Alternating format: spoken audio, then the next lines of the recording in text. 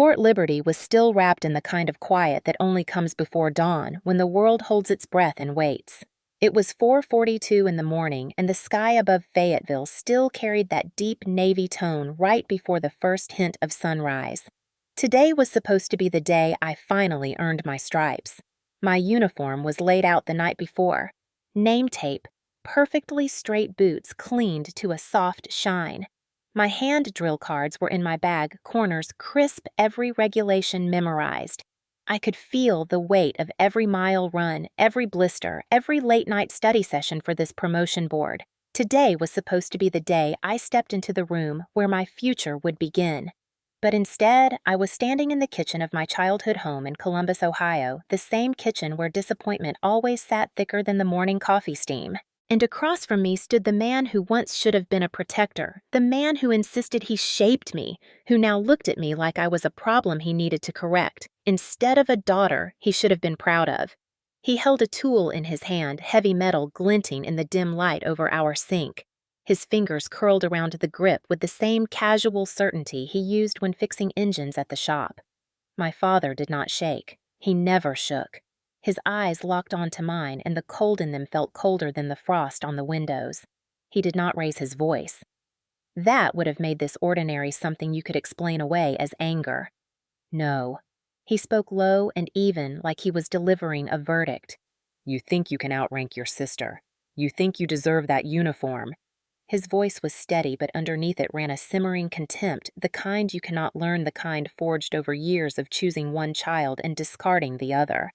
Emma stood behind him, her hair tied neatly like she had somewhere important to be, phone loose in her hand, eyes glittering with something I had seen too many times. Satisfaction.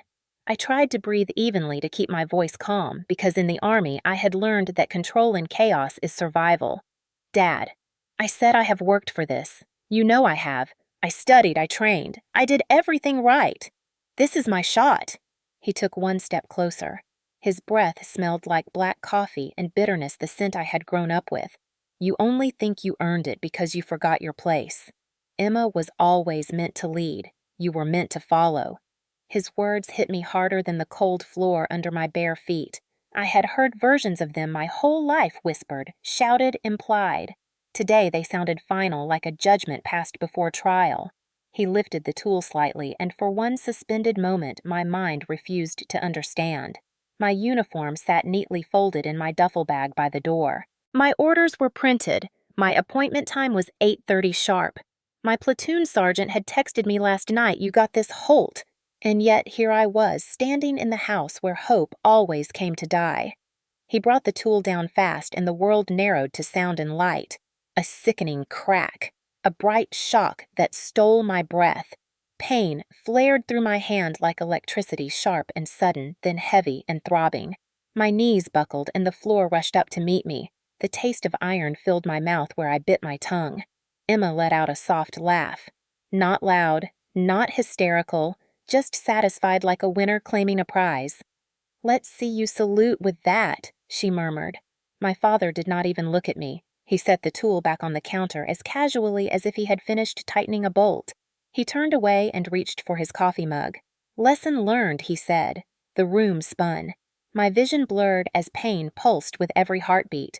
I clutched my hand to my chest, air coming in short, jagged gasps. Today was supposed to be my turning point, my rise, my proof that everything I endured meant something. Instead, I was on the floor of my childhood kitchen, fighting not to collapse under the weight of betrayal that hurt almost more than the injury. I pushed against the tile, forcing my body to stand, even though my hand screamed with every micro-movement. My father finally turned, brows raised, as if surprised I was still on my feet. I met his eyes, and through the haze of agony, something inside me shifted. It was quiet, not rage, not fear, something deeper and more dangerous. Resolve. I am not losing again. Not like this. Not today. My voice trembled, but I made sure it did not break. Emma rolled her eyes, amused, confident in a victory she thought she secured. I fumbled with my phone using my good hand. The screen lit up bright and unreal in that heavy room. My thumb hovered. For a heartbeat, I hesitated, not out of fear, out of knowing that once I chose truth, there would be no going back. My father smirked like he believed he had already won. I pressed record. My hand shook. My vision swam, but my voice came out steady enough. Sometimes the people meant to protect you teach you what strength is by trying to take it from you. I am not done. Not by a long shot. If you have ever been held down by the people who were supposed to lift you up, you will understand why I will not stop. And now, I want to ask you something. Have you ever had someone you loved try to break your future before it even started? Answer me in your heart before we continue, because if you know that feeling, then you already know me. My name is Avery Holt, and if you saw me in uniform at Fort Liberty, you would probably assume I had one of those steady American upbringings people like to imagine every soldier comes from. You might think I grew up in a home where dinner was served at 6 sharp and parents smiled at graduation photos framed neatly on the walls. Maybe you would picture a gold star on a fridge door, a father clapping me on the back when I first said I wanted to serve a mother sewing rank patches onto my sleeves in the living room while a warm lamp glowed behind her. But life rarely matches the stories people want to believe. I am 24 years old now, and I have spent the last 4 years in the United States Army assigned to a combat support specialty where my days are long. My mornings come early, and my pride comes hard-earned. I live near base in a modest apartment in Fayetteville, North Carolina, a place that smells of pine trees, red clay, and jet fuel drifting from airborne training flights. Most mornings before the sun hits the tree line, I hear the cadence of soldiers running past the main gate, boots striking pavement in rhythm, voices echoing across damp ground. It is a sound that has become a heartbeat for me, steady and grounding. Something that reminds me I fought for this life step by step, mile by mile, but I was not born into it. I grew up in Columbus, Ohio, in a narrow 2-story house with peeling paint and a front porch my father always promised to fix but never did. The neighborhood was quiet in the mornings, just like Fayetteville, but the quiet there felt heavy like breath held too long. My mother passed when I was young, leaving behind a soft memory that feels like sunlight through curtains and the faint smell of lavender. She used to rest her hand on the edge of our old upright piano when she spoke, fingertips gently tapping the wood as though music still lived in the space even when the keys were silent. I did not understand the meaning of comfort then, not until I lost it. After she was gone, the house changed. Not physically at first, but in temperature and tone, in the way footsteps carried down the hall as though the walls themselves had grown sharper. My father turned into a man who believed control and care were the same thing, and my sister Emma learned early that standing beside him meant power, while standing against him meant punishment. I learned silence the way some children learn languages, by necessity and repetition, and yet there was always a small voice inside me whispering, "Prove yourself." It started as a flicker when I was a kid, sitting in the back seat on long rides, staring out the window at the interstate rolling past, imagining somewhere else where I could breathe. By the time I reached high school, it was a steady pulse. I saw classmates applying to colleges, packing for futures they felt entitled to, futures that did not require permission. I wanted that feeling. But there was no college fund waiting for me, no savings hidden away, no plan that included me stepping beyond what my father believed my lane should be. He saw life as a ladder, and he believed Emma belonged on the higher rungs while I was meant to hold the bottom steady. So I made my own plan. At 18, I stood in front of an Army recruiter, heart pounding but spine straight, and I signed my name. Not because I wanted medals or salutes, or to prove I could run farther than the person next to me, but because I needed escape and I needed purpose. The Army gave me both. Basic training was the first time anyone ever demanded more from me, not to break me, but because they believed I could become something stronger. I remember nights when my muscles ached so deeply I could barely lift my arms, when tears slipped out silently, because exhaustion has a way of opening doors you thought were locked. But every morning I laced my boots, pulled my shoulders back, and whispered, "Prove yourself." When I earned my first achievement ribbon, my drill sergeant nodded in that small way that means everything in uniform, not dramatic, not loud. Just a brief tightening of the jaw and a look that says you earned this. It was the closest thing to parental approval I had felt in years. My father did not understand, and Emma certainly did not. To them, military service was not honor, it was proof that I lacked options. To me, it was the first time in my life that effort equaled value. In Fayetteville, I found a kind of family I had never known, the kind built from sweat, trust, and accountability instead of blood and expectation. My battle buddy Reyes jokes that she met me in the mud and liked me anyway, and sometimes I think friendship forged under weight vests and timed drills is more honest than anything built in living rooms. Every stride I took on that base taught me discipline.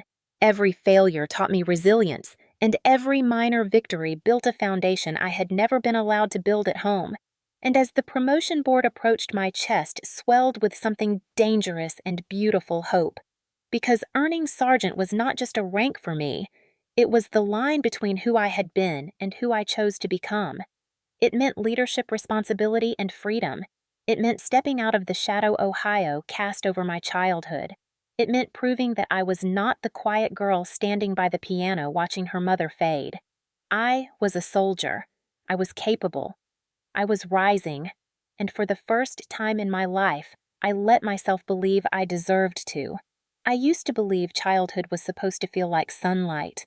Warm mornings with cereal bowls clinking in the kitchen, gentle voices calling you to get ready for school.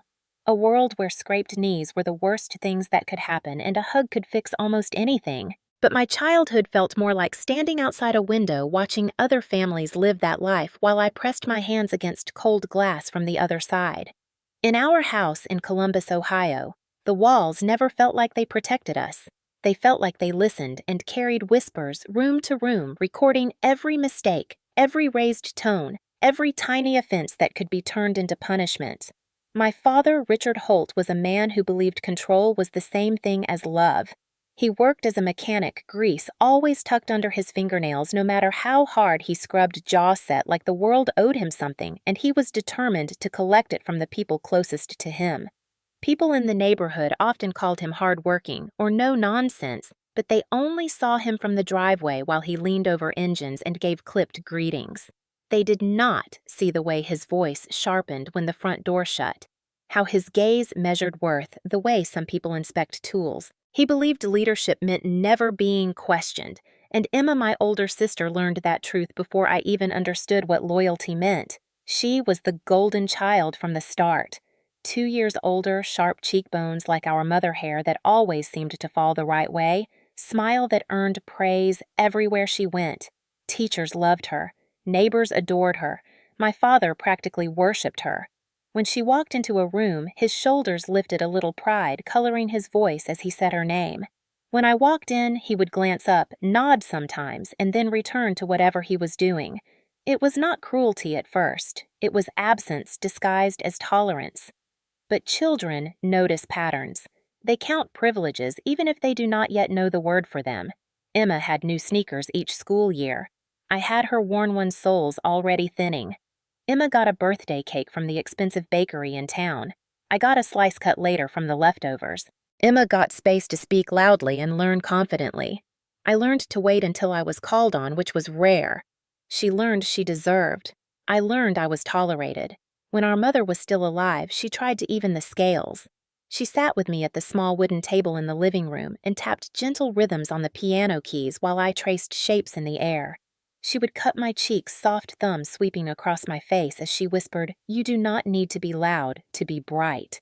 Those words anchored me long after she was gone, long after the piano fell silent under a thin layer of dust. After she passed when I was 8, the house changed almost overnight. Father traded patience for authority. He did not shout often. Shouting, he believed, was what weak men did when they lacked control. Instead, he issued commands. Stand up straight. Do not question me. Respect is earned by knowing your place. Emma absorbed those rules and never pushed back. She learned compliance earned her rewards. I learned that breathing too loudly could make a bad moment worse. The smallest missteps became lessons. If Emma accidentally knocked over a glass, he would smile and say, "Be careful next time, sweetheart," while wiping it himself. If I spilled even a drop, he would look at me with disappointment carved across his features and ask why I could not be more careful like your sister. That sentence repeated so often it became part of the wallpaper of my memory. Why can't you be more like her? When Emma broke my favorite toy horse one afternoon, a cheap plastic one with a chipped saddle but worth the world to me because I had carried it everywhere since kindergarten, she snapped the leg on purpose during one of her dramatic stories where she pretended she was bigger than life characters. I cried not loudly, just a small sound that slipped out before I could catch it. She smirked and told our father I tripped and stepped on it. He never looked at her twice. He looked at me and told me to stop being clumsy and get over it. That was the first time I felt something heavier than sadness. It was like betrayal had a taste, metallic and bitter, sitting at the back of my tongue. But I swallowed it because in that house, swallowing pain was safer than showing it. As we grew older, the gap widened. Emma became Queen Bee at school, the girl who snapped her fingers and had people running to keep her happy. She wore clothes from the brand stores at the mall, while I wore hand-me-downs that smelled faintly of attic dust. She got to join cheer and debate club. I got a lecture about how extracurriculars were a waste unless you earned scholarship potential first. I remember sitting at the dinner table one night when I was 10, fork resting on the chipped plate in front of me, Emma bragging about a perfect spelling test and how her teacher told her she had leadership potential. Father beamed at her like she had hung the moon. Then his eyes slid to me and he asked why my teacher had not said the same thing. I opened my mouth to explain quietly that I had gotten an A too, that my teacher had smiled and told me good job, but Emma cut me off and said she probably just got lucky. He chuckled. I closed my mouth. That night, I stood by the old piano and touched the keys, not pressing them, just resting my fingers gently like my mother once did. I closed my eyes and whispered, "Prove yourself, though, at that age." The words felt more like a wish than a promise. There was one afternoon that carves itself into my memory as clearly as a scar. Emma had told a lie about me, claiming I had broken a vase in the living room, when in truth she had knocked it over while dancing carelessly. When my father demanded to know what happened, I told him the truth.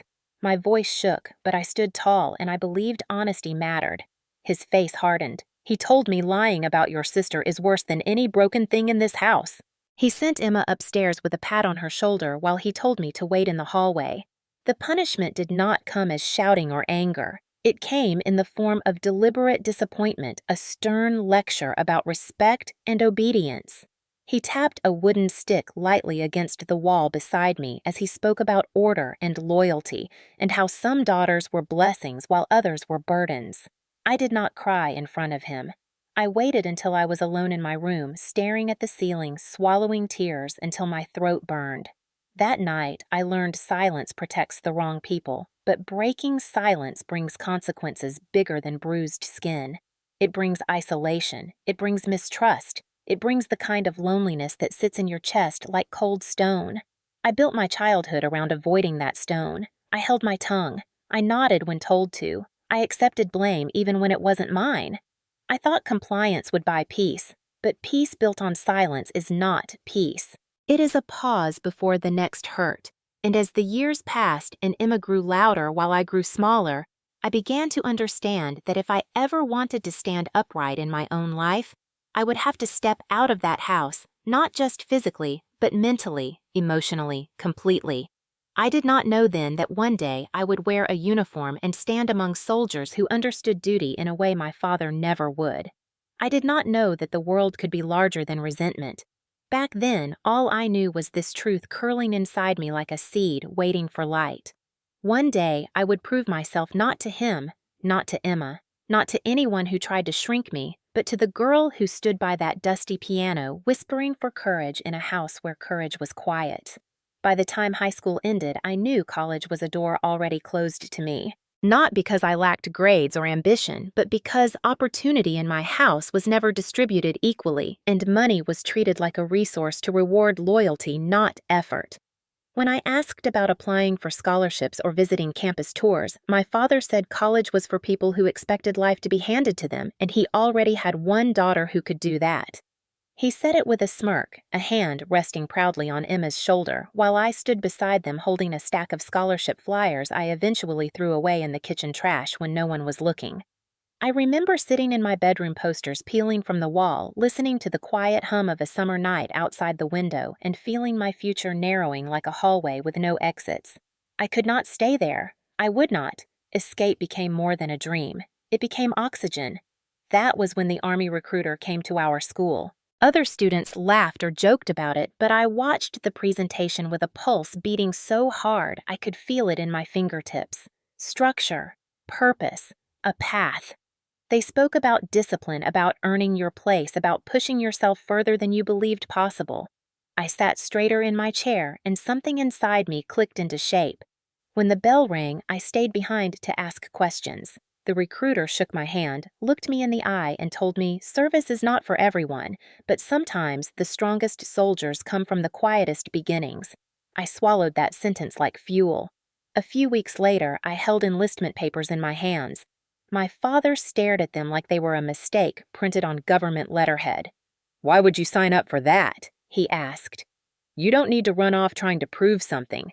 Just stay here, earn your place work for real people, not for officers who think they know everything." He said Emma had options.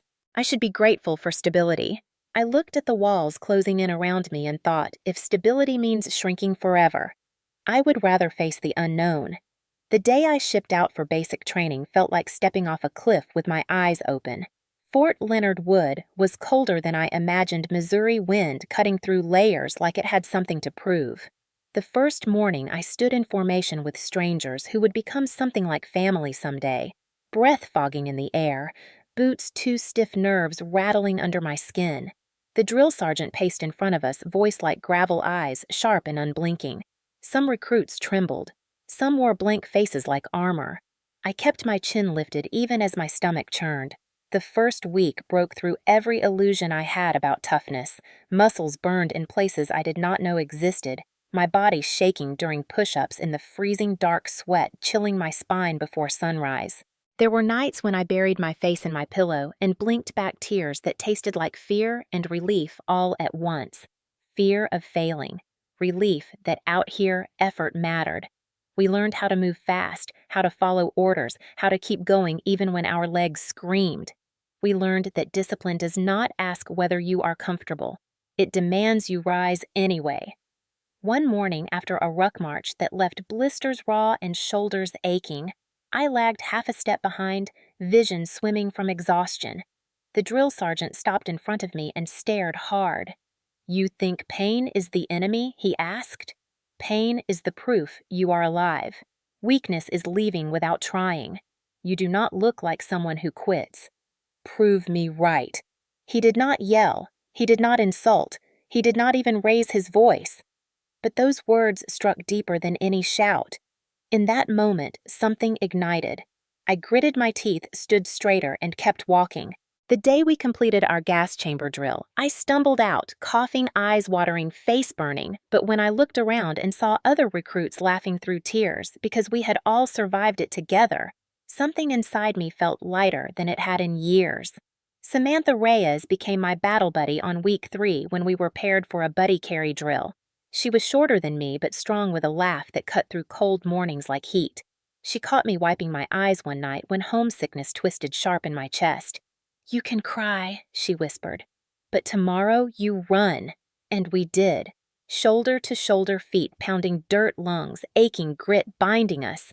She told me once that family is sometimes chosen, not inherited. I held on to that. Graduation day from basic training should have felt like the moment my father finally saw me. I called home excitement threading through every word as I told him I earned my first ribbon. There was a pause so long I thought the call dropped. Then he said, "So you got a piece of cloth, big deal. People go off to those things and end up hurt or worse. What did I tell you about chasing pointless glory?" The words stung, but they did not break me, because for the first time in my life his dismissal felt smaller than my pride. I stood in formation that day, uniform crisp boots planted firm flag rippling in the wind, and I realized something vital. I did not join the Army to earn his approval. I joined to build my own life. The months that followed were grueling and transformative. Early mornings at Fort Liberty, long training days, nights studying regulations by lamplight in my barracks, the quiet hum of ambition keeping me awake even when my body begged for rest. I learned radio operations convoy support procedures, how to move fast and think faster. Every evaluation, every field exercise built me piece by piece. And slowly, a truth settled into my bones. I belonged here. Not because I was loud, not because I was chosen, but because I chose myself. When the day came that my squad leader told me it was time to start preparing for the promotion board, my heart kicked hard against my ribs. It was happening. The future I had carved out with blood and grit was finally taking shape. I thought about Emma hearing the news. I thought about my father and how he would dismiss it. But then I thought about the girl who once stood by a dusty piano whispering, "Prove yourself," and I knew she would be proud. I did not know then what test still waited for me or that strength would be measured not by weight lifted or miles run, but by standing back up after the people who were supposed to protect me tried to shatter what I had built. All I knew was that I was not done. Not even close. If you ask anyone on our old street in Columbus who the pride of the Holt family was, they would say Emma before you even finished the sentence. Emma Holt, Daddy's chosen one, the girl who seemed to float through life untouched by doubt or responsibility. She was the kind of person who knew exactly how to tilt her head and offer a polished smile that convinced adults she was destined for greatness. And they believed it because people love a confident liar more than a quiet truth teller. While I was learning how to lace boots at 5 in the morning and memorize regulations, Emma was curating a perfect life online. Her LinkedIn profile claimed she was a business strategist, a consultant, a leadership coach. Every few months, she updated her bio with some vague accomplishment or new role at a company no one ever heard of. Her feed was filled with self-help quotes, iced coffee photos, and carefully posed shots at networking brunches. Most of her achievements existed only in pixels and hashtags, but you would never know that from the way she spoke. If confidence alone awarded degrees, she would have graduated summa cum laude twice. Back home, neighbors nodded approvingly when my father bragged about Emma's career. They called her ambitious, driven, brilliant. They believed she was climbing corporate ladders while I was just trying to figure things out. They did not know I was in uniform, waking up under red clay sky at Fort Liberty, forcing strength from muscle and soul every single day. They did not know I was earning rank, earning respect, earning my own life. To them, I was the quiet younger sister who didn't quite take off. People love the story they hear the loudest. Emma always spoke louder. The first time I realized how far she would go to stay ahead was my senior year of high school. I had applied secretly to a small scholarship meant for first-generation college students. I wrote the essay by lamplight while the rest of the house slept, describing the way my mother used to rest her fingers on that piano, how I wanted education to be my key out of silence. Weeks later, I received an email saying my application was withdrawn due to a conflicting submission. Confused, I checked with the school counselor. She printed out the copy from the scholarship office. There it was, my essay, my words, but Emma's name typed neatly at the top. I remember holding that paper heart hammering in shock air freezing in my lungs as I stared at my own handwriting beneath her signature.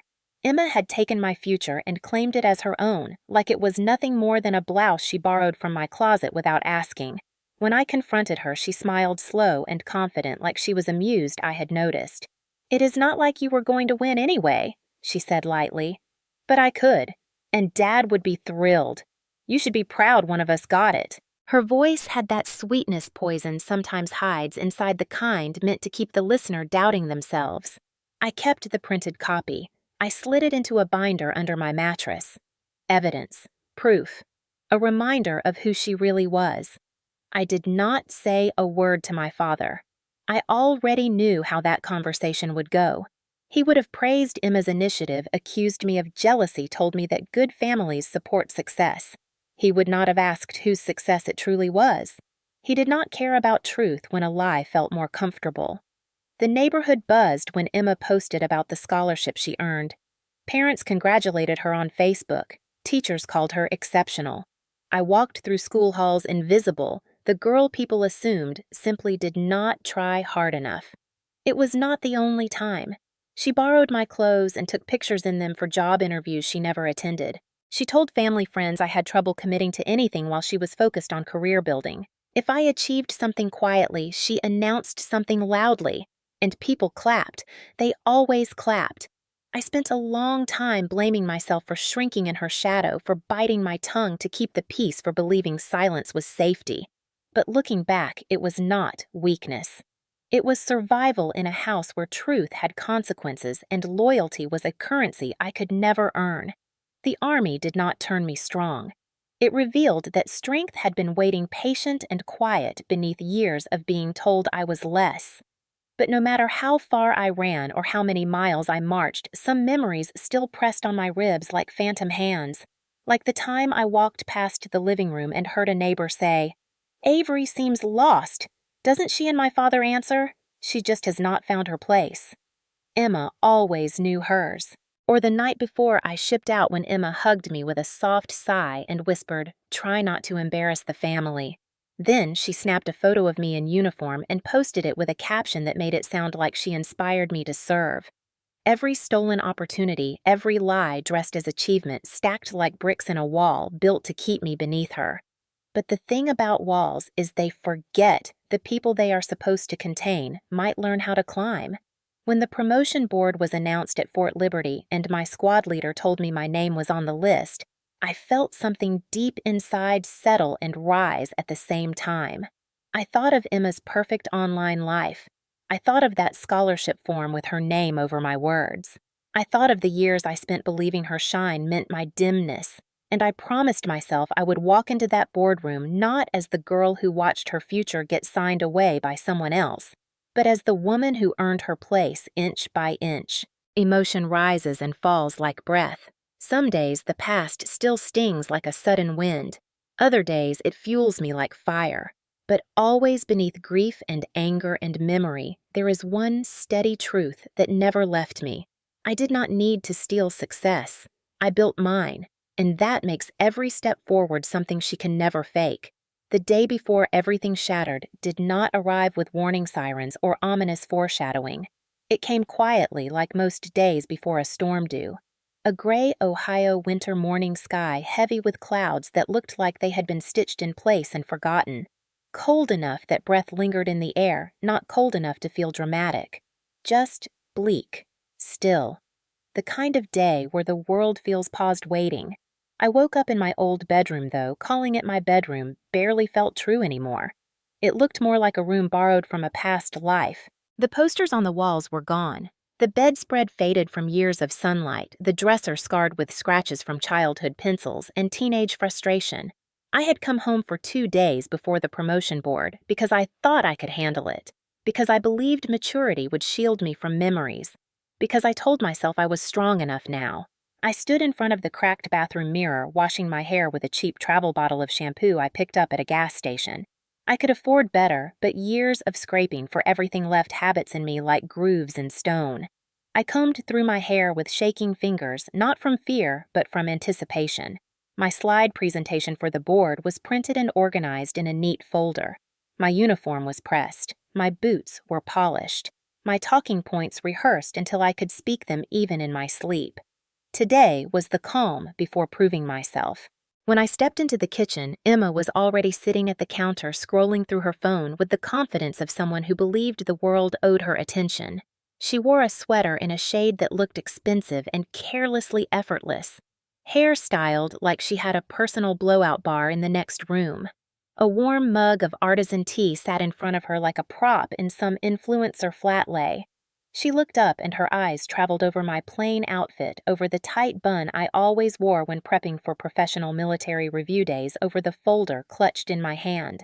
Her lips curled not wide, just enough. Enough to send a pulse to the stomach. "So tomorrow's the big pretend day," she said lightly. Little sis playing soldier in front of the adults. I swallowed the instinctive sting. On base, I faced challenges head-on. Here, I reverted to careful breathing. Old habits of survival don't fade because you earn a uniform. "I'm going to the promotion board," I corrected quietly. "It's real." She tilted her head, feigning curiosity. "Real, Avery? You run around with radios and do push-ups. Actual leaders make real decisions in the real world." I opened my folder, smoothing the page edges just to keep my hands busy. "Leadership doesn't need your definition." She hummed, sipping her tea. "If you say so." Her doubt sat like frost on the window of my memory. In the Army, I was Specialist Holt, reliable, competent, on track. Here I was still the girl trying to earn permission to be seen. Father entered the kitchen then. Heavy work boots jacket smell of cold air and metal. Even footsteps measured controlled. His gaze swept over the room, found Emma softened. Then found me. And hardened. "You still planning on going through with that?" he asked, voice flat. I nodded. "Yes, sir." His laugh held no humor. "You're running off again instead of doing something real here. Just like always." I stood straighter. "Serving my country is real." He leaned against the counter, crossing his arms. "You served strangers when your family needed you here. Real loyalty starts at home." Home. The word felt like a box being closed around me. I needed to build something for myself," I said. His eyes sharpened at that. "Rebellious now, are we?" To him, carving out a future wasn't ambition, it was betrayal. Emma smirked over her tea like she was watching a rerun of her favorite show. I pulled out my slides, placing them carefully on the table. Charts and bullet points, leadership philosophy, soldier development, mission readiness, hours of work laid out neatly in ink. My father didn't glance at them. "All that paper doesn't make you stronger," he muttered. "Your sister built her place. What do you have push-ups and excuses?"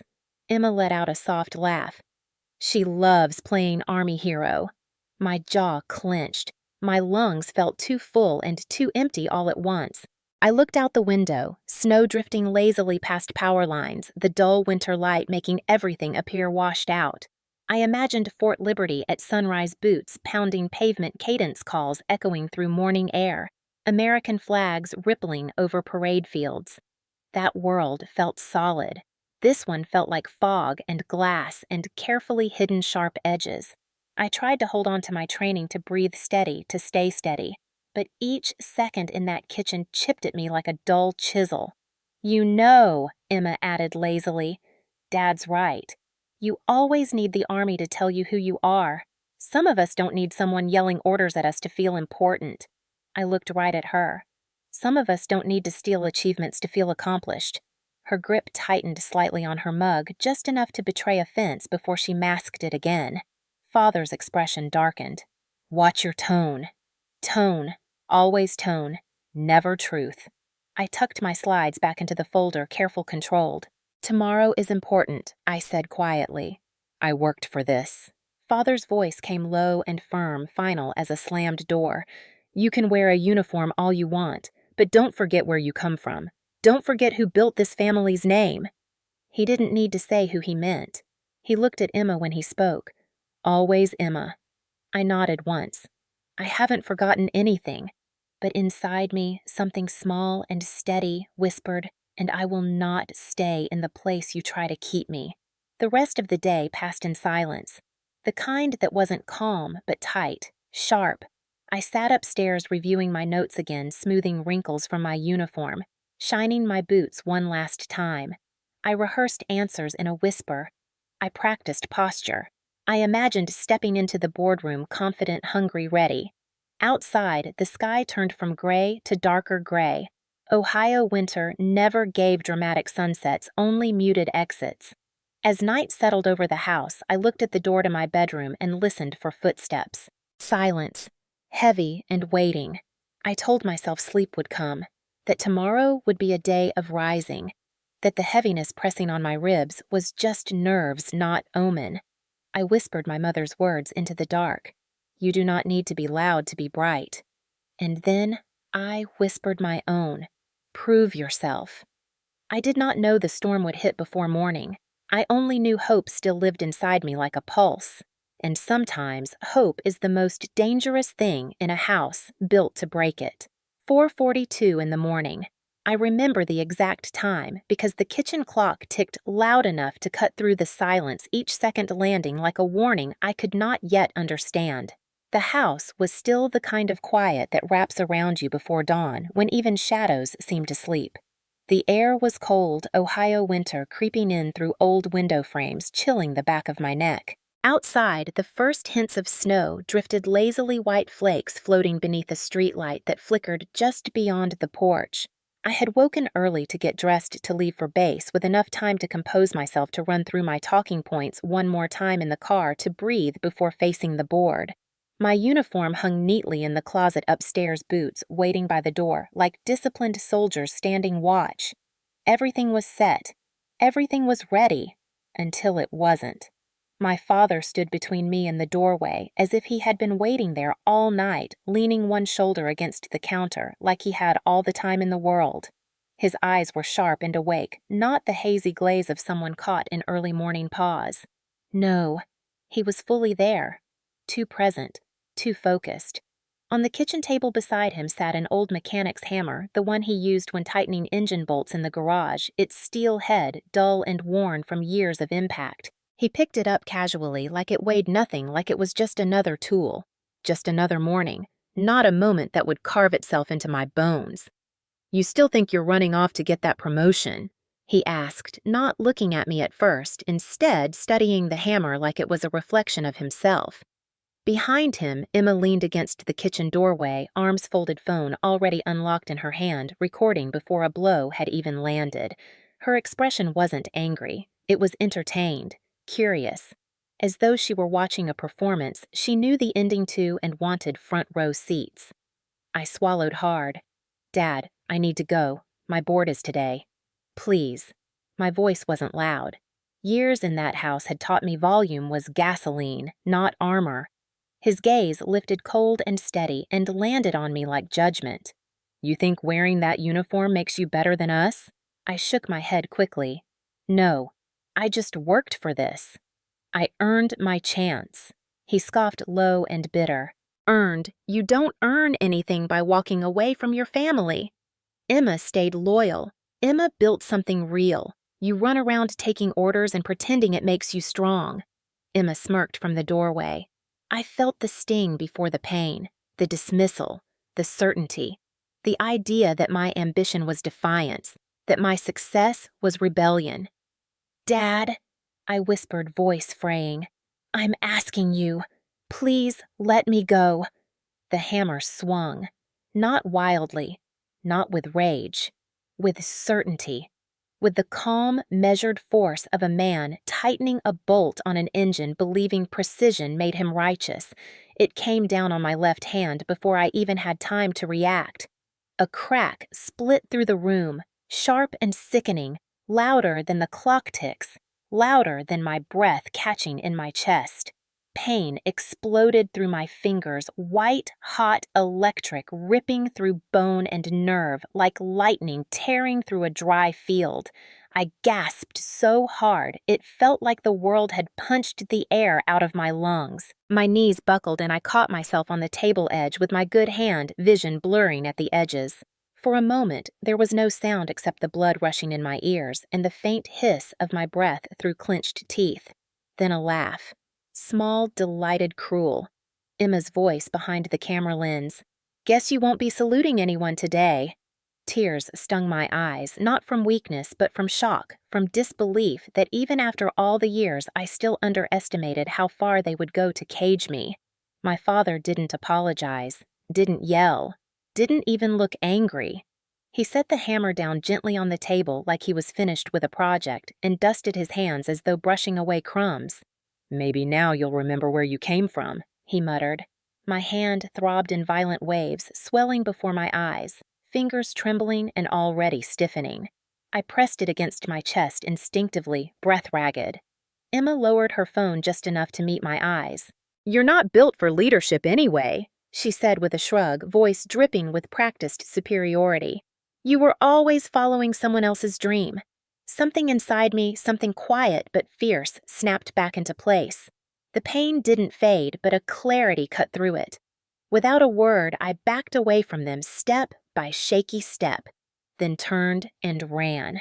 Out the back door into the biting cold snow crunching under my socks, because I had not even grabbed shoes in the panic.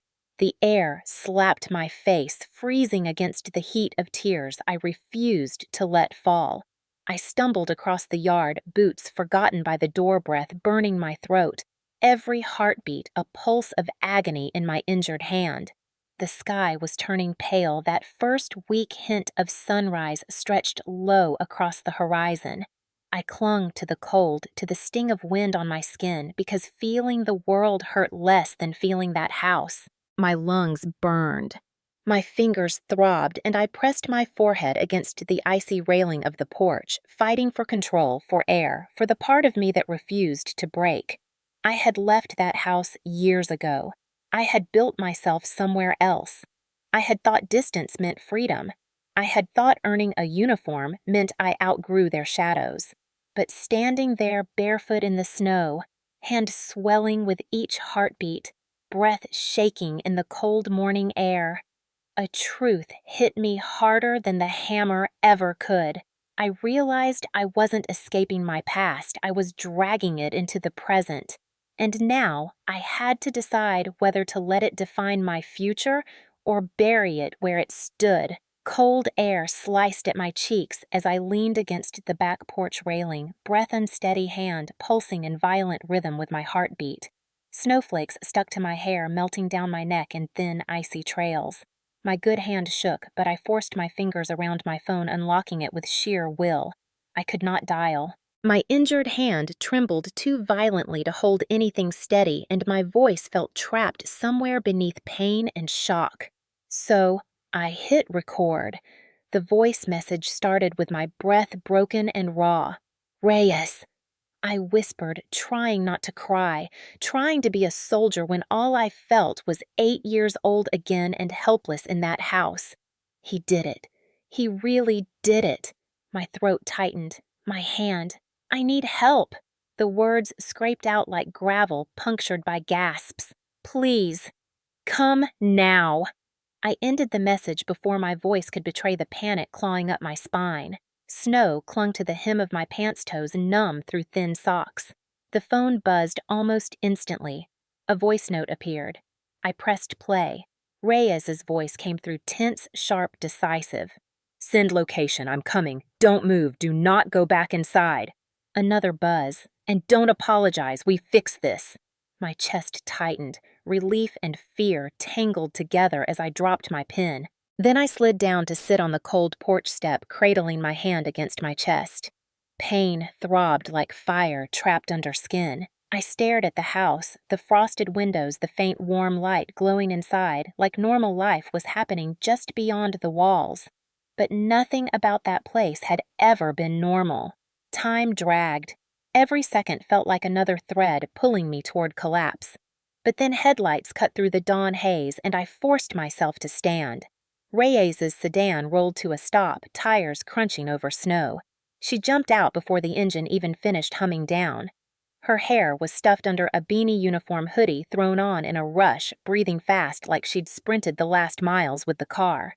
When she saw my hand, she froze.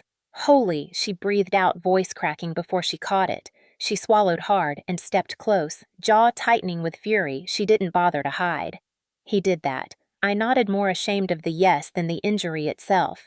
"Get in," she said, no hesitation. No pity, just purpose. I slid into the passenger seat, shivering as heat blasted toward me. She grabbed her army IFAC from the back seat, flipping it open with practiced speed. "Give me your hand," she ordered softly, like she was afraid touching it too hard might undo me. I swallowed a sob and held out the swollen mess that used to be fingers. She wrapped it carefully with elastic bandage movements, slow and precise despite her shaking anger. She didn't speak until she finished securing it. Then she met my eyes. "You go to that board even if I carry you." My lip trembled. That sentence hit harder than the hammer. Loyalty doesn't heal bones, but it stitches courage back together piece by piece. I breathed in sharply, exhaled shakily. "I don't know if I can play it off," I whispered. "You don't need to play anything off," she shot back. "You need to show up. That's what soldiers do." She lifted her phone and gently pulled my good hand toward it. "Say what happened," she murmured. "We need record time stamped, and we need proof before they twist this." My voice shook as I described the blow, the sound, the pain, the whisper of snow under my feet as I ran out barefoot. Reyes filmed my hand, zooming in on swelling, already straining the skin. "State your name date and that you're seeking justice, not sympathy," she coached. It felt surreal, like giving a statement in a crime documentary. Except it was my life, my family, my blood. When I finished, she lowered the camera and nodded once solid grounding. Good, that's good. Now we go. I stared forward, breath fogging the windshield. What if she cut me off with a look? No, what if? You didn't survive all you survived to stop now. You walk into that boardroom. If you can't salute, you stand. If you can't stand, I'll stand behind you. Tears finally spilled, but they didn't fall from weakness. They fell because someone believed I deserved to stand. Not as a daughter.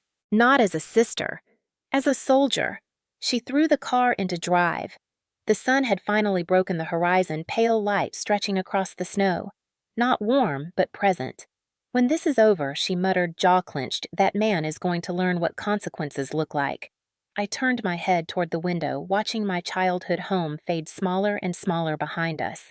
My hand throbbed. My chest hurt. My past felt like a chain I had dragged too long. But beside me sat someone who refused to let it close around my throat again. I whispered the truth out loud, voice barely audible over the hum of the engine. I'm going to that board. Reyes smirked without looking over. You're damn right you are. And somewhere between that porch and Fort Liberty, between pain and purpose, between the girl who ran barefoot through snow and the soldier sitting in this seat, breathing through every spike of agony, resolve crystallized. I wasn't just escaping anymore. I was preparing to confront, to expose, to sever what had held me down since childhood. For the first time in my life, I wasn't just running from the past. I was running toward my future, and nothing, not blood, not fear, not pain, was going to stop me from walking into that boardroom. Not today. Not ever. Fort Liberty did not feel like the same place I had left just 2 days earlier. The morning air outside the headquarters building was crisp, sharp, and unforgiving, a reminder that discipline was not just practiced here. It lived in the concrete, in the cadence of boots hitting pavement, in the quiet nods exchanged between soldiers with purpose written in their posture. My hand throbbed beneath the bandages Reyes had wrapped hours before, every heartbeat sending a dull roar up my arm, but my spine stayed straight. Pain could live in my body. It would not live in my voice. Reyes parked and cut the engine. She looked at me squarely, eyes fierce, jaw set in that immovable way that soldiers have when the mission is simple, but the stakes are soul deep. You ready? She asked, though she did not wait for certainty because some questions are not about answers, they are about courage. I nodded anyway. Ready. She opened her door, tossed her hood back, and moved around to my side, walking half a step behind me like silent backup, like a wall against a storm. At 8:59, I stood outside the boardroom door. The hallway smelled like floor wax and old wood polish. A framed portrait of commanding generals lined the wall, their stern faces watching, measuring silently, reminding every soldier who passed that standards were not suggestions. My heart hammered against my ribs, not from fear, but from the gravity of what I was about to do. When the clock struck 9 Harawara, I lifted my chin, straightened my uniform with my good hand, and stepped inside. 3 officers sat behind a long table, their uniforms crisp, their expressions unreadable, but alert. A command sergeant major, a captain, and a major. They looked up as I entered. The command sergeant major glanced at my hand wrapped thickly in bandage. "Specialist Holt," he said. "Are you prepared to proceed?" I swallowed hard. "Yes, Sergeant Major. However, before the board begins, I request permission to speak." A shift in atmosphere, subtle but real. A pause long enough to measure intentions. The major leaned forward slightly. "Proceed, Specialist."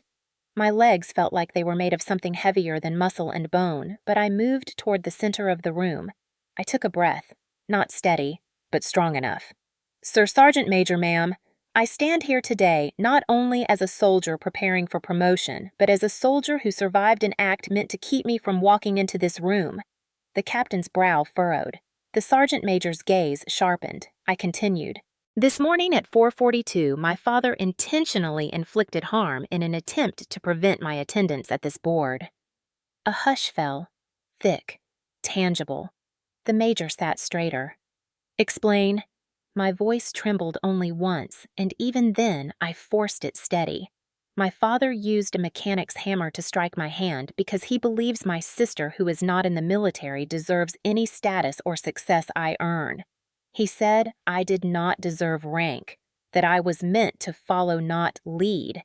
Their silence was not disbelief, it was processing, controlled, professional.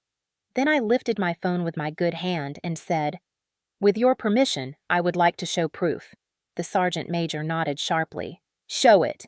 Reyes, standing quietly near the back wall, like a ghost in uniform, pressed play on her device and mirrored the screen to the room display.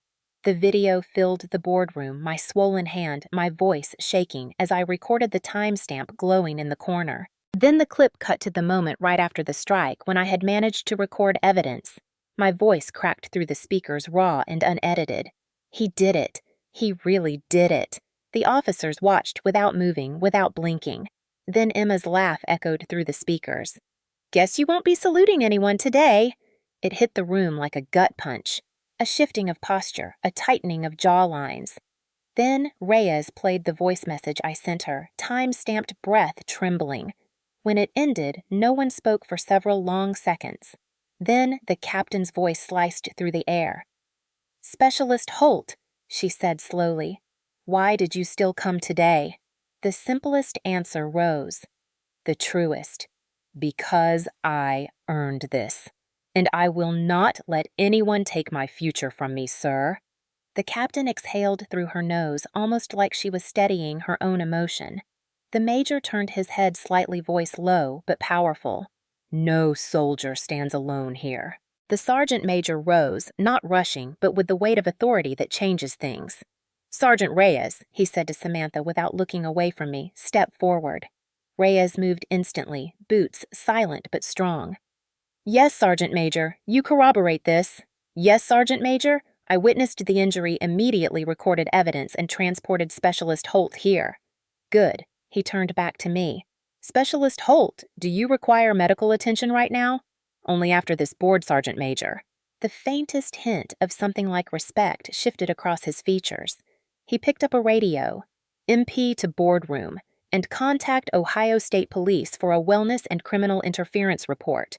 The room tightened with purpose. Action. Consequence. Within minutes, military police entered professionalism sharp in every movement. The sergeant major briefed them in clipped, precise terms, then looked back at me. "Your father will be held. Your sister will be questioned. You will not face this alone." A surge moved through my chest, painful in a different way, like something breaking free after years in confinement. The major motioned for me to continue. "Specialist Holt, if you are able, proceed with your board introduction." I swallowed, stepped forward, lifted my chin. My bandaged hand trembled near my side, but my voice did not falter. "Ma'am, sir, Sergeant Major, I am Specialist Avery Holt. I have served 4 years in the United States Army MOS Combat Support. I am applying for promotion to sergeant because leadership means standing even when those closest to you want you to fall. It means service over fear duty, over blood, and resilience over silence." The room did not breathe. I continued. "I am here because the Army gave me a future, and I intend to lead soldiers the way I wish someone had led me when the world felt stacked against me." The captain's throat moved as she swallowed. The sergeant major nodded once deeply. The major leaned back, eyes steady, and spoke quietly. "Specialist Holt, whatever comes after this, you showed what strength is made of today." Then the board dismissed formally but not coldly, and I stepped back. As I turned, the door swung open again. 2 MPs escorted my father inside, in cuffs brought in for formal detainment, as he had followed me to base in some desperate attempt to regain control. He looked furious, betrayed small in a way I had never seen. Emma trailed behind him, eyes wide, phone still in her hand, but no confidence left in her body. She opened her mouth, a tremor in her voice. "We were just, stop." The captain's command cut clean and final. "This is not your stage." The humiliation on Emma's face flickered into fear. My father glared at me like I had stolen oxygen from him. But this time, his look could not touch me. Because power had shifted, Truth had weight now, and I was not carrying it alone. As MPs led them both out, a silence stretched, then a subtle but undeniable swell of quiet acknowledgement radiated from the officers. Not a literal ovation.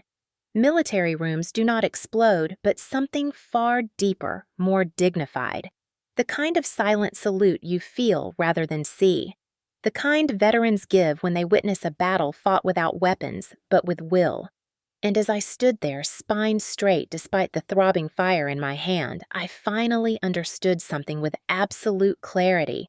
Strength is not just surviving what breaks you. Strength is walking into the room anyway and daring the world to see you. And they saw me. They really saw me. My past tugged like an anchor behind me, but my future stood in front of me now, bright and wide and mine. And this time, I did not face it alone.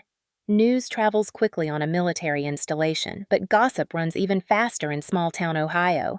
Within 24 hours of the boardroom incident, everything my father and Emma had built their image on began to crack like ice under too much weight. It started with the arrest record. Ohio authorities notified by Fort Liberty MPs executed a warrant and took my father into custody. The charge sheet included domestic assault causing bodily injury interference with a service member's military duties and malicious intent. Seeing legal terms next to his name made something inside me settle like the weight he placed on my shoulders. My entire life had shifted off and distributed across a system finally willing to bear witness. Emma did not go quietly either. She tried to spin a story that painted the morning as a misunderstanding, even implying I had exaggerated in emotional distress, but her own recorded words betrayed her. That laugh, that smug tone when they replayed it for investigators, even they winced. She was placed under investigation for harassment, threatening behavior, and complicity. To her shock, being Daddy's favorite did not protect her in the real world. The first ripple came from our street back home. A neighbor posted on Facebook something like, "Hard to imagine Richard doing something like this, praying for the Holt family." But comments don't always go where people intend. Another neighbor replied, "I always wondered why that younger girl seemed so quiet, poor thing." Then someone else chimed in, "Remember when Emma said she got that scholarship? Funny how Avery left for the Army right after that." People started remembering things. People started connecting dots they had ignored for years. The tone shifted fast. The next day, the mechanic shop my father's pride was flooded not with customers, but with condemnation. Reviews poured in, old customers publicly withdrawing loyalty, saying they wouldn't support someone capable of harming his own child. One comment burned itself into my memory. "You don't break your children to build yourself. Real men don't fear their daughter's strength." And then came something I never expected. A message from my childhood piano teacher, Mrs. Dyer, a woman who once tried gently to ask why I looked so tired at 8 years old. "I'm sorry I didn't see the whole truth sooner. You always had such quiet determination. I'm proud of you, Avery." Quiet determination. It felt strange having someone else finally say the words I had whispered to myself for years. Meanwhile, at Fort Liberty, the aftermath didn't come as chaos, it came as structure. Commanders don't praise publicly in situations like this, but the subtle signs were everywhere. The battalion chaplain reached out for counseling support. Behavioral health scheduled me without me having to ask. My company commander requested an exception to policy review for medical considerations regarding my ability to complete board tasks physically. The Army didn't hand out sympathy, it handed out process protection dignity, and that meant more than comfort, it meant legitimacy. The first night after the board, Reyes walked me into the Warrior Care Clinic for my follow-up. As we entered, a sergeant nurse glanced at my uniform at my wrapped hand, and her expression softened into something fierce. "You showed up anyway?" she asked, eyes narrowing in a mixture of respect and disbelief. I nodded. "Yes, Sergeant." She paused, then spoke like someone offering a truth she knew I needed. "Some battles don't happen downrange. You fought yours here. Don't ever think that makes it less real. The X-rays confirmed fractures, pain meds, splint stabilization, occupational therapy referral." The medic doing the paperwork looked up at me. "You going to be okay?" I met his gaze. "Yes, I will." And I meant it. Back in Ohio, things kept unraveling. A local reporter showed up outside the family home. My father's arrest photo circulated alongside a headline about violence against an active duty soldier. For once, the world saw the truth without filters. No trophies for Emma to polish. No lies to hide behind. Their kingdom of favoritism and control finally faced daylight, and daylight is harsh on rot. But consequences don't always look like punishment. They sometimes look like silence. My father called once from county jail. I didn't answer. Listening to his voice again would have been letting the past drag a finger across freshly healing skin. Emma sent a text. "We can fix this if you just say you overreacted." I stared at her message until it blurred, then blocked the number. Fix! As though the breaking had been mine. As though truth was something to bend back into shadow. No more shadows. On base soldiers I barely knew passed me in the hall with nods that lasted a second too long, the quiet kind of salute the silent I heard, and we don't let our own fall alone. In the chow hall, a young specialist approached me awkwardly. "Hey, just wanted to say respect. Takes guts. Lot of folks don't speak up." I thanked him even though words felt too small. Healing didn't come in a sudden wave. It came in pieces. A morning where my hand ached less. A night where I slept without flinching at imaginary footsteps outside my door. A run around the track where my lungs burned from effort, not anxiety. The Army has many flaws, but it knows how to rebuild what life tries to break. That week, my squad leader stopped me outside the company HQ. He didn't say congratulations, didn't say sorry. He just looked at me and said, "Specialist Holt, you earned tomorrow. Don't ever doubt that." And tomorrow meant something new now. Tomorrow wasn't fear. It wasn't proving myself to a house that never believed in me. Tomorrow meant I was rising not in spite of what happened, but because I finally refused to stay silent. For the first time in my life, consequences didn't fall on me. They fell on the ones who created the harm. Truth cut free the future they tried to hold hostage. My hand would heal. My voice already had. The world I built at Fort Liberty was real. And the world I escaped back in Ohio no longer owned any part of me. The past was collapsing behind me brick by brick, and instead of fear, all I felt was breath filling my lungs like space finally opening. I was not small anymore. I was not silent. I was not theirs to break. I was mine to become. Recovery did not arrive with a single triumphant sunrise or some cinematic moment where pain evaporated and strength returned in a clean, victorious sweep. It came in inches, in breath counts, in slow progress, measured not by perfection but by persistence. My hand, once swollen and throbbing with every heartbeat, sat strapped in a rigid brace as weeks passed at Fort Liberty. Each morning I woke to the soft hum of the barracks heater, the faint rustle of early risers preparing for PT, and I reminded myself that healing was not weakness, it was a mission. Physical therapy began 3 days after the board.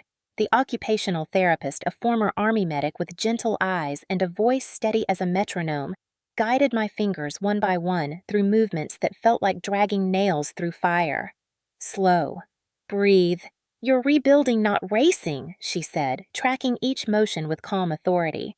Pain flared sharp and bitter, and sometimes my vision blurred with tears. I refused to blink away. She handed me stress balls and resistance bands, tools I squeezed and stretched until my knuckles trembled. Every tiny movement felt like reclaiming a piece of myself.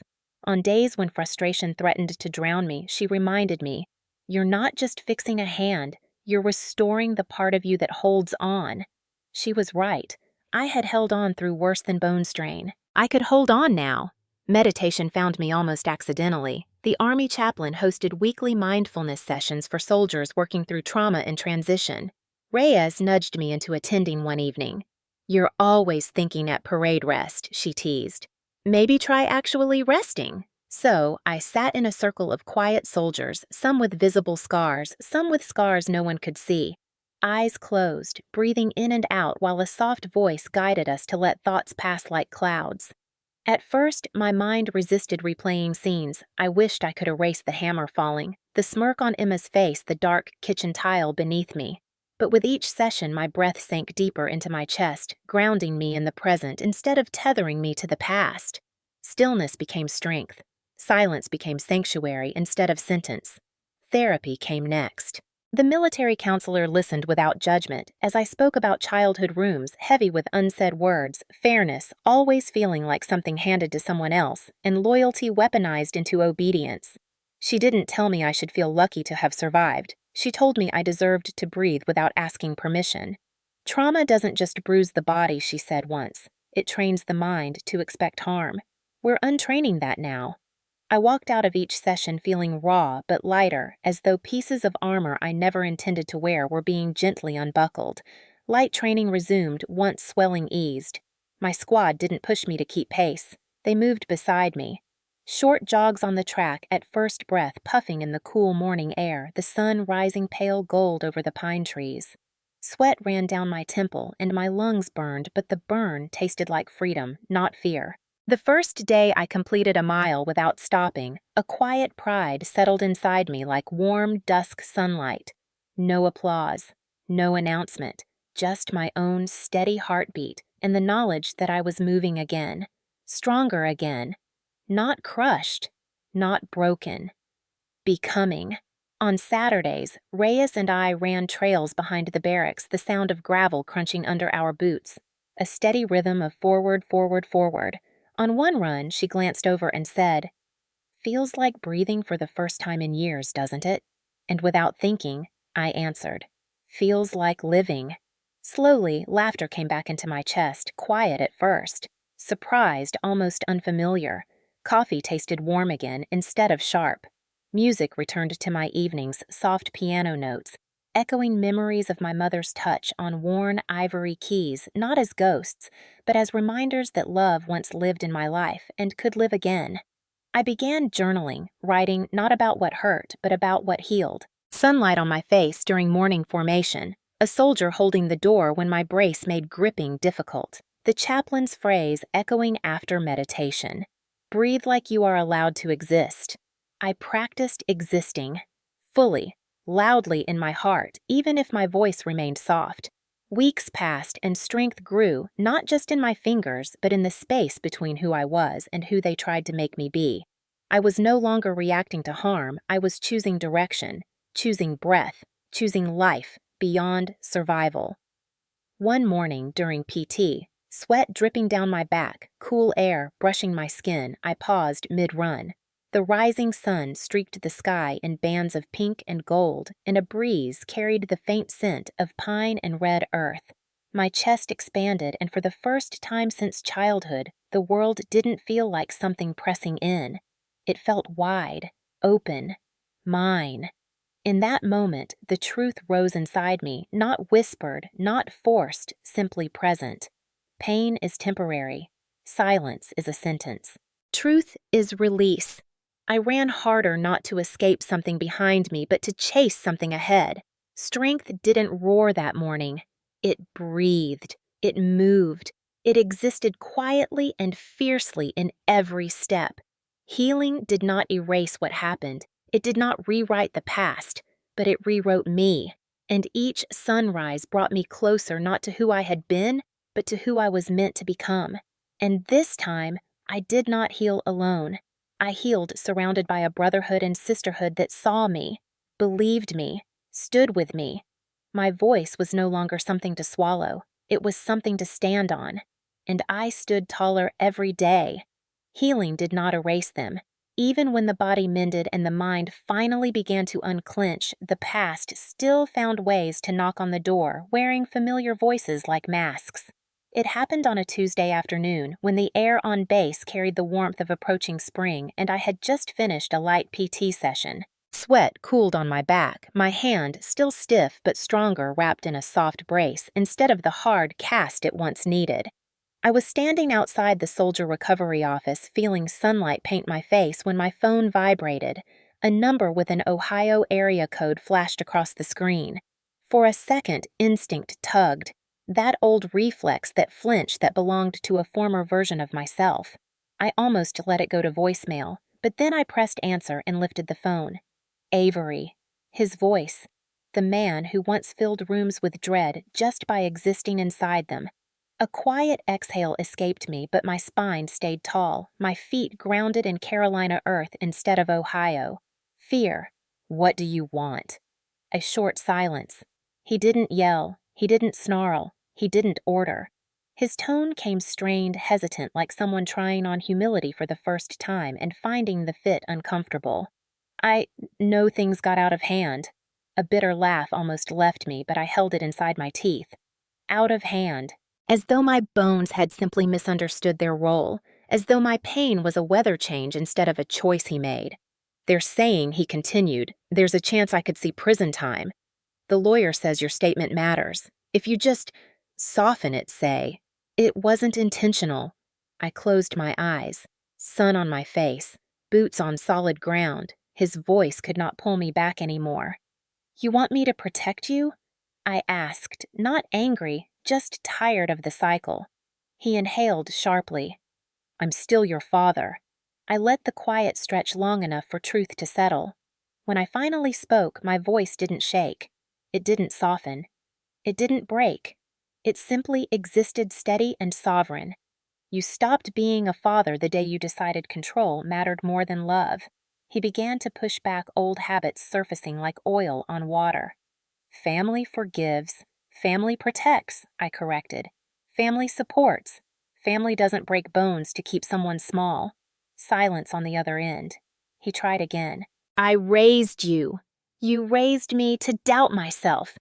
I cut in gently, and I unlearned it on my own. The wind shifted rustling pine branches above. I could almost feel the ghosts of that Ohio kitchen and snow-covered yard finally losing their hold. I won't lie for you, I said. I won't shield you from consequences you chose. His voice tightened edges, returning. So you're really going to let your father go to prison? I didn't hesitate. You're not asking me for forgiveness. You're asking me for permission to hurt me again. And I don't give it. He tried to speak, but I lowered the phone from my ear and pressed end. No shaking hands. No racing pulse. Just breath. Steady. Mine. A week later, another reminder arrived not by call, but by mail. A cream envelope, my name written in elegant script that once charmed teachers and neighbors alike. Emma. I sat on my bunk brace off for the night, flexing fingers that ached but obeyed, and opened it. The handwriting inside was beautiful, practiced perfect, just like she always tried to be. Avery, I know things got difficult. I never wanted it to go this far. We're family. We need to stick together. Dad needs us. You're strong now you've proven your point. Come home. Let's fix this. You and me. 2 sisters. We can move past everything. Beneath her words, I could hear the tone she would have used. Sweet, soft, rehearsed. Nothing in the letter acknowledged what she did. No apology, no accountability. Only expectation that I would fold like before, that I would choose their comfort over my healing. I exhaled slowly and turned the letter over. I didn't write a paragraph. I didn't bleed ink or emotion. I simply wrote the sentence I had earned through fire and bone and truth and silence breaking. Family earns its title. I slipped the letter back into the envelope and sealed it. Then I walked outside into the Carolina dusk where cicadas hummed and soldiers laughed somewhere down the barracks lane. The sky was streaked in warm gold and purple. I felt the world breathing around me alive and wide and honest. I raised the envelope and dropped it in the outgoing mail slot. Not out of pettiness, out of closure. Then I blocked both their numbers. Not out of anger. Out of freedom. The past still existed, but it no longer lived here. I turned toward the company building where my squad was gathering for evening chow, and I walked with the stride of someone who no longer carried anyone else's weight. I was not the girl in that kitchen. Not the shadow in that house. Not the quiet child by the piano waiting to be seen. I was Specialist Avery Holt, soon to be sergeant, soldier, survivor, and no one, blood or otherwise, would ever decide my worth again. The morning I pinned my stripes did not feel dramatic at first. No trembling hands, no roaring applause in my head, no cinematic swelling of strings. Just sunlight slanting across the parade field at Fort Liberty, a soft southern breeze brushing my sleeve, and the steady hum of soldiers forming ranks. Life had moved forward quietly, the way healing does when it is real and rooted.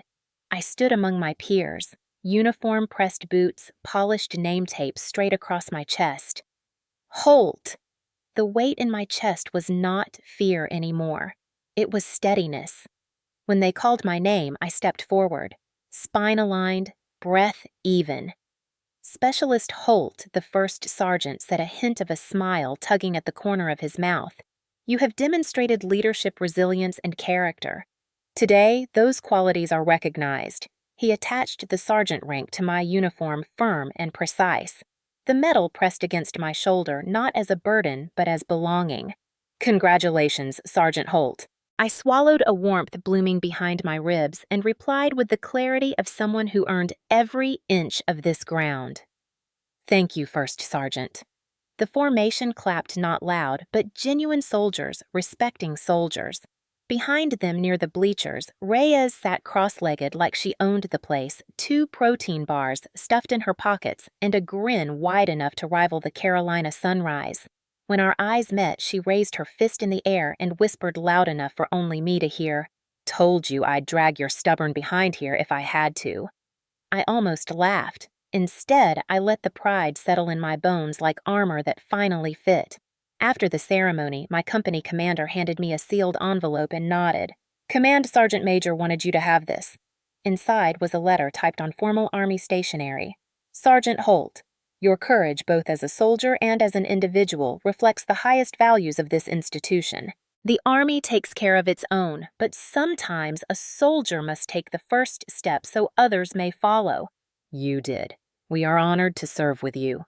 CSM DM Turner. I stared at the signature for a long moment, the words wrapping around me like a flag on a windless day. Secure, steady, earned. A few years ago, I would have folded a moment like this small, hidden it deep where no one could ruin it. Now I let myself feel it openly. The pride, the peace, the fact that I had walked through fire and come out with something stronger than scars.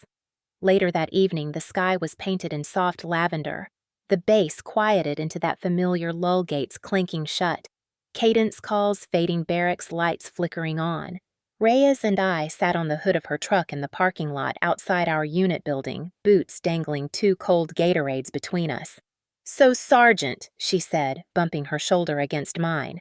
How's it feel? I took a slow sip and let the moment breathe before answering.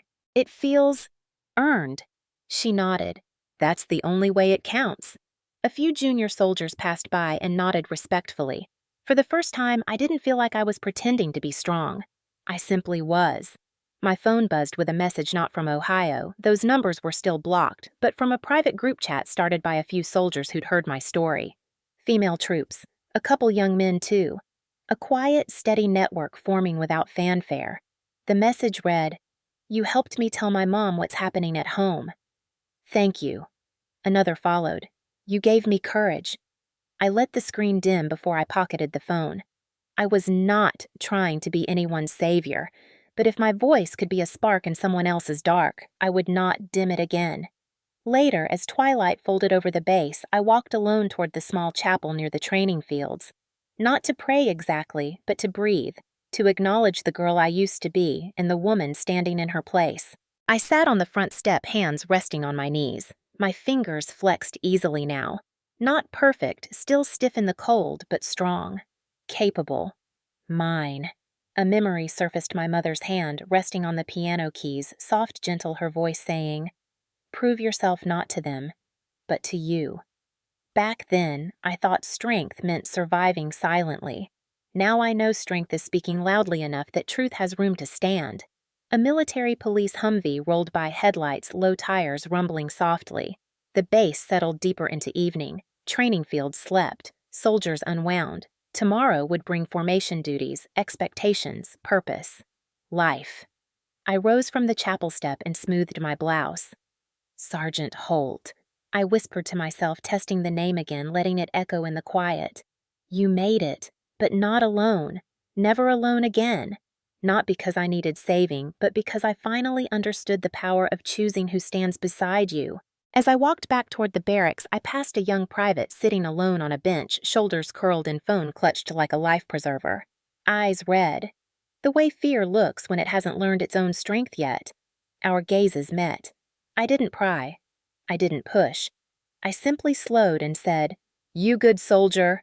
He hesitated, then shook his head just slightly. "Not really, Sergeant." I nodded once. "Come find me tomorrow," I said. "We'll talk. No one stands alone here." He exhaled like someone loosening a knot tied too tight for too long. "Roger, Sergeant." I kept walking, boots steady on pavement warmed by daylight and cooled by nightfall, knowing the cycle had changed. Not just for me, for whoever needed it next. Peace, I learned, isn't silence. It's a voice that can't be taken again. And mine was finally home.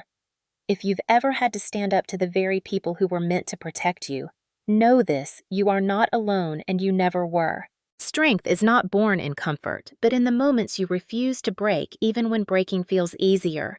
If you've fought in silence, if you've carried pain behind a steady face, if you've rebuilt yourself one stubborn breath at a time, I see you. Drop the word strength in the comments so others fighting their battles know they are standing beside warriors, not victims. We rise together and we do not go back.